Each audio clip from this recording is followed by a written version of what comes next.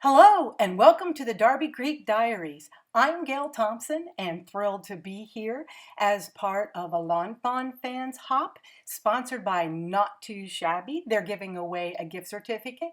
We'll have more details later. I just want you to know that if you feel bad about your coloring, after watching this, you will feel much better about yourself. I'm putting myself out there so that you will see that not everybody is a fabulous color, but we can get away with it.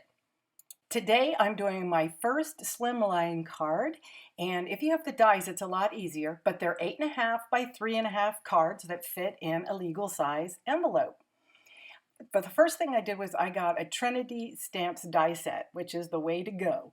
And I'm separating out the dies because there are several, but I'm going to keep that middle section so it will just fit right in there and I don't have to worry about the spacing between the little squares and the sides. So I'm just gonna put it on my Gemini with my normal sandwich there, and off we come with just a perfectly stitched dies. Now if you wanted to have no squares, obviously you just keep cutting through.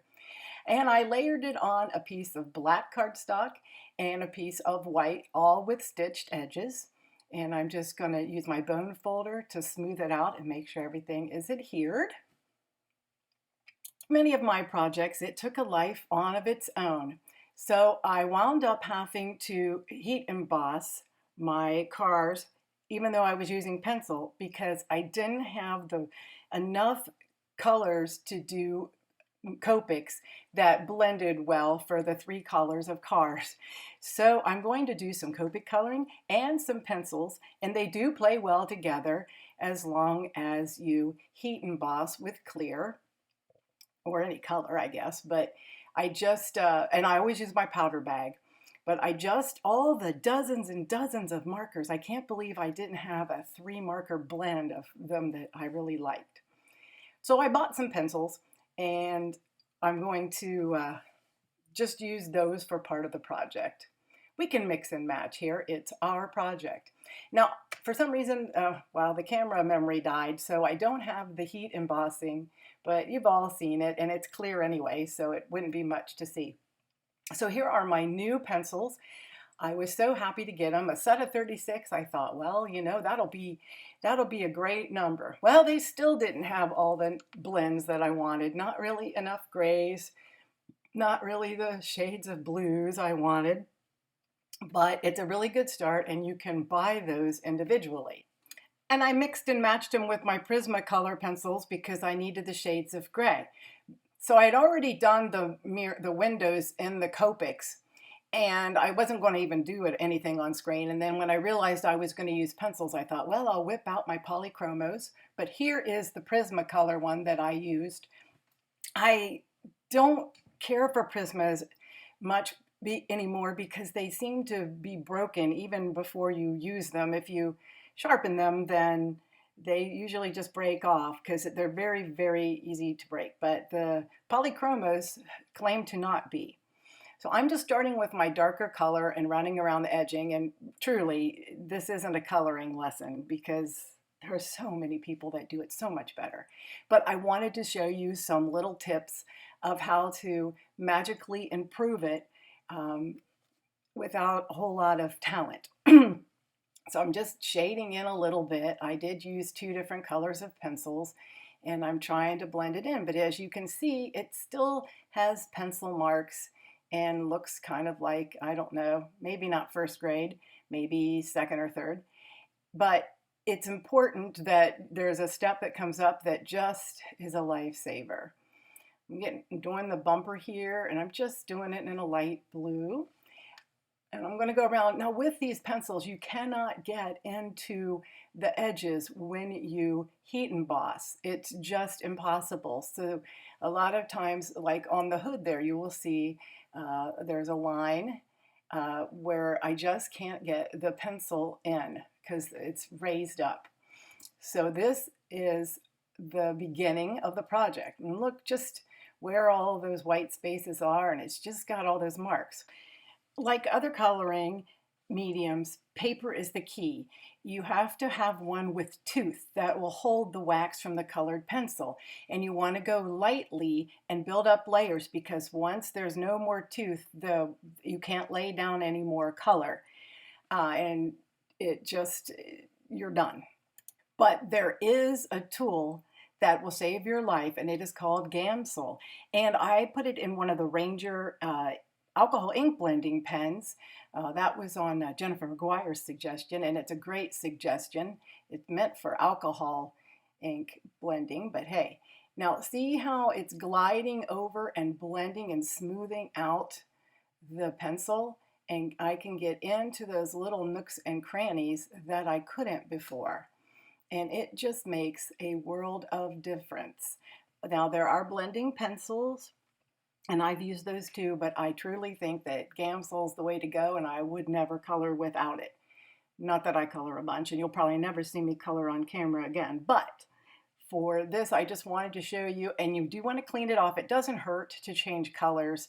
Your nib is fine. It's just you kind of want to brush it off in between. But it makes such a smooth, beautiful,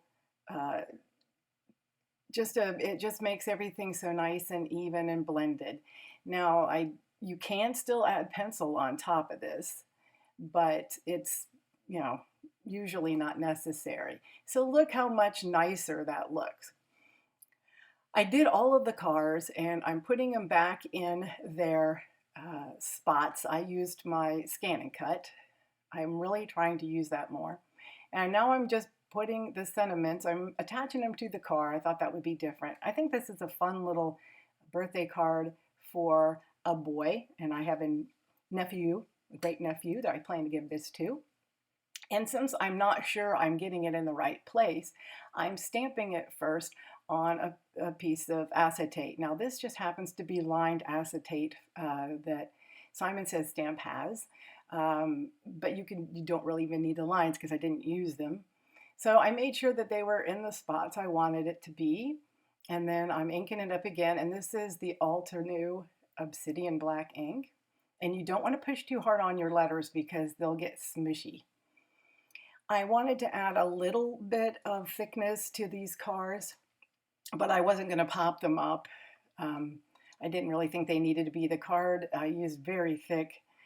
Hero Arts is the blackest, thickest cardstock you can get, and the card was already several layers, so I didn't do anything with that. Now what I was showing you is that, yeah, my scan and cut I don't know what I did, but it kind of was off on the edge a little bit.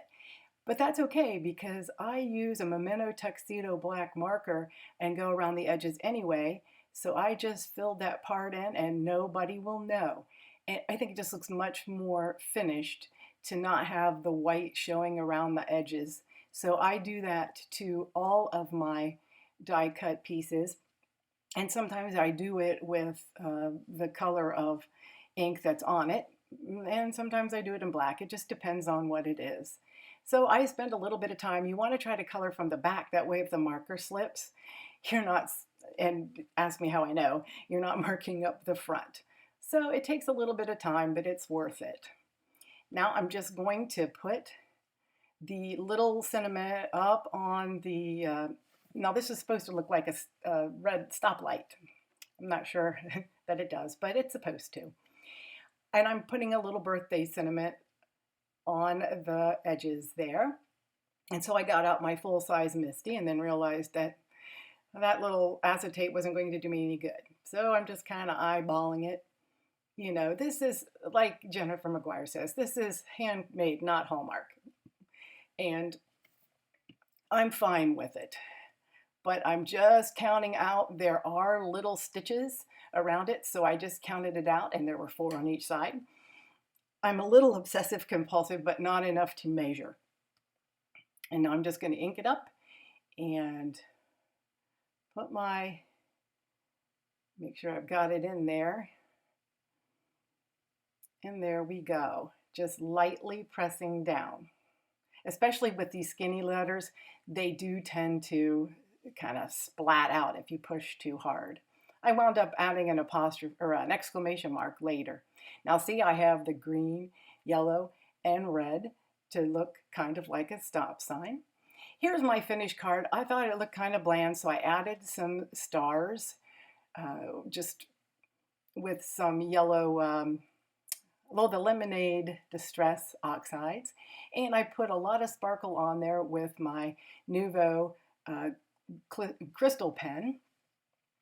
And here is our finished card. It's simple and fun, and I hope that the coloring tips were helpful. Don't forget to enter the drawing, comment below, and the other instructions are in the box below. And I hope you'll consider subscribing and coming back and seeing me and telling your friends and hitting like. And thank you to Not Too Shabby for sponsoring this hop. We really appreciate it. I'm also available at Instagram and on Facebook. And I'm going to leave a few videos here, a couple videos anyway, of things that might interest you and other lawn fawn videos. I have tons of tutorials, and I hope that you have a fabulous week, and I'll see you again soon. Bye-bye.